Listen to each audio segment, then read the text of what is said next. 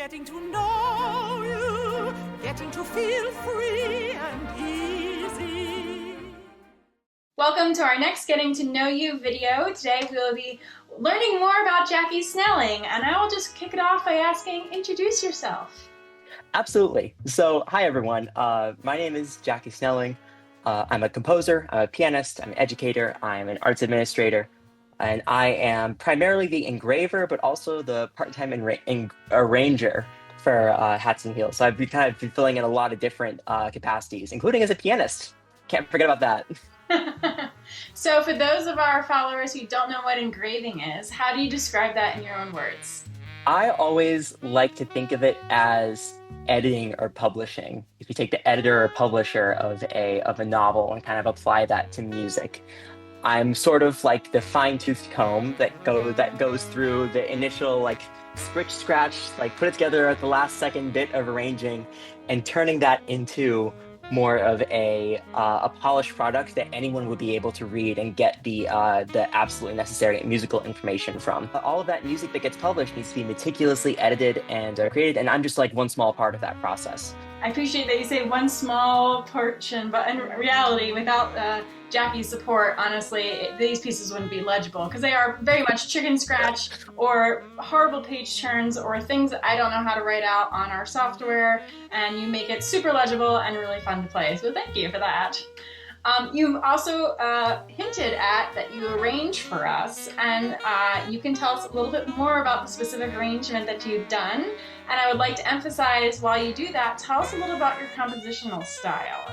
On this Christmas album that is coming up, I did an arrangement, a boogie woogie style arrangement of the Christmas song Up on the Housetop for bassoon, harp, and piano. You asked me a little bit about my compositional style as well. I think that absolutely came into effect in this piece.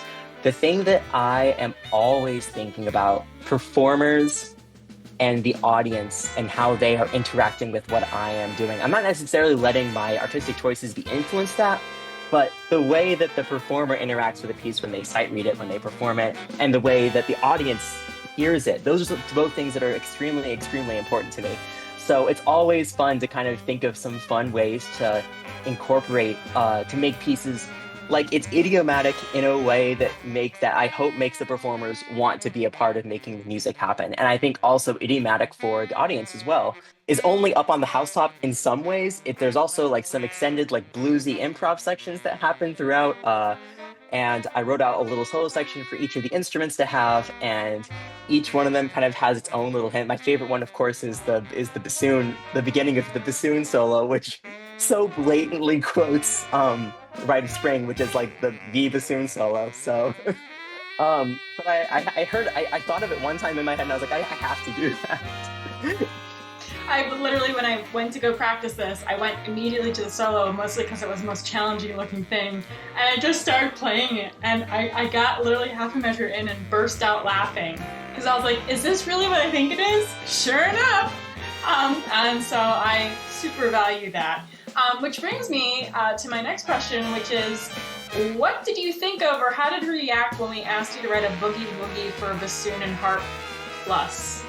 Everything after the initial idea of the piece, everything that goes that from there to the publication or the polishing of the piece, everything in between, I think of as solving a puzzle. I always love finding different ways to interlock pieces and parts and accompaniment styles and things together in a really seamless way. And so when Blaire approached me saying, hey, we thought we really want boogie woogie, and we really want Up on the Housetop, and we play bassoon and harp, I was like, that sounds like a challenge, but a really, really fun challenge. Thank you. It was so much fun to play, and definitely not something I could ever try to pull together. I had so many ideas, but when I sat down, I was like, I have no clue how to do this. I'm going to need help. So thank you for making our vision possible. Some fun questions that we throw in here just for learning more about you. Tell us a fun fact about yourself. What a lot of people don't necessarily know about me is what my true love and passion and special interest is. I love highway systems and transportation systems almost more than anything.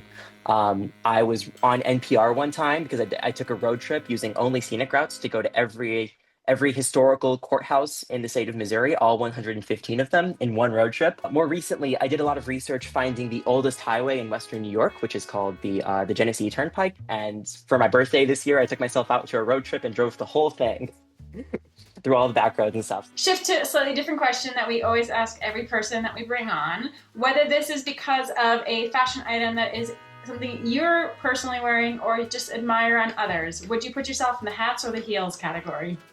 I am 100% in the heels category. Oh! Most certainly in the heels category. And it is purely because I can't fit hats on my head.